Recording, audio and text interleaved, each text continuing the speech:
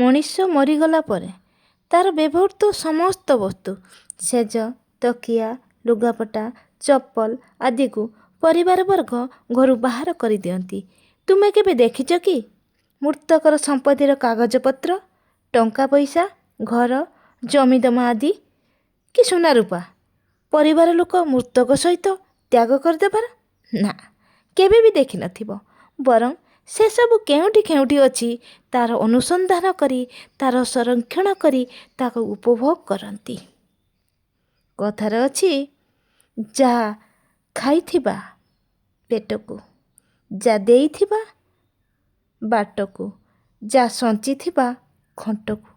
ଦେବୀ ପାର୍ବତୀଙ୍କୁ ଉପଦେଶ ଛଳରେ ଭଗବାନ ମହାଦେବ କହିଲେ, ଉମା, ଜଗତରେ ଏପରି ରୀତି ସ୍ୱାର୍ଥ ପାଇଁ ସବୁ କରନ୍ତି ପ୍ରୀତି।